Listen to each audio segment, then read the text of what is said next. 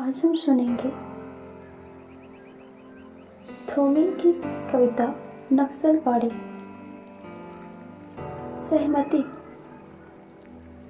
नहीं, यह समकालीन शब्द नहीं है। इस बालिगों के बीच चालू मत करो। जंगल से जिरा करने के बाद उसे साथियों ने उसे समझाया कि भूख का इलाज नींद के पास है। मगर इस बात से वह सहमत नहीं था। विरोध के लिए सही शब्द टटोले हुए उसने पाया कि वह अपनी जुबान सम्मान की जांग पर भूल आया है। फिर भी हकलाते हुए उसने कहा, मुझे अपनी कविताओं के लिए दूसरे प्रजातंत्र की तलाश है। सहसा तुम कहोगे, फिर एक दिन पेट के इशारे पर प्रजातंत्र से बाहर आकर वाजिब गुस्से के साथ अपने चेहरे से खोदोगे और अपनी ही भूसे पर गिर पड़ोगे। क्या मैंने गलत कहा? आखिरकार इस खाली पेट के सिवा तुम्हारे पास वह कौन सी सुरक्षित जगह है जहां खड़े होकर तुम अपने दाहिने हाथ की साजिश के खिलाफ लड़ोगे?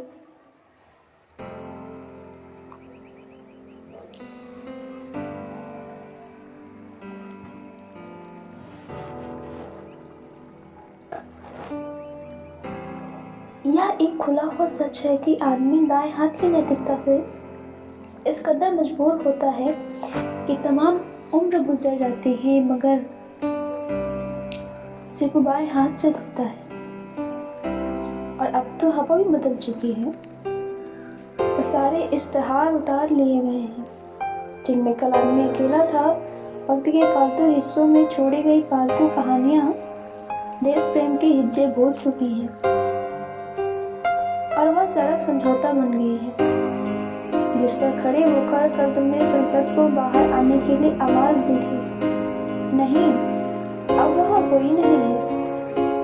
मतलब की इबारत से होकर शब्द के सब व्यवस्था के पक्ष में चले गए हैं। देखभाल की भाषा के लंबे सुनसान में जहाँ पालो और पंजा का फर्क मिट चुका है, चंद खेत हथकड़ी पहने खड़े हैं और विपक्ष में सिर्फ कविता है। सिर्फ हजाम की खुली हुई किस्मत में एक उस्तरा चमक रहा है। सिर्फ भंगी का एक झाड़ू हिल रहा है। नागरिकता का हक हलाल करती हुई गंदगी के खिलाफ और तुम हो विपक्ष में बेकारी और नींद से परेशान। और एक जंगल है मतदान के बाद खून में अंधेरा पछिड़ता हुआ। जंगल मुखबिर है, उसकी आंखों में चमकता हुआ भाईचारा किसी भी रोज तुम्हारे चेहरे की हरियाली को बेरुआ चाट सकता है। खबरदार, उसने तुम्हारे परिवार को नफरत के उस मुकाम पर ला खड़ा किया है। कल तुम्हारा सबसे छोटा लड़का भी तुम्हारे पड़ोसी का गला अचानक अपने स्लेट से काट सकता है।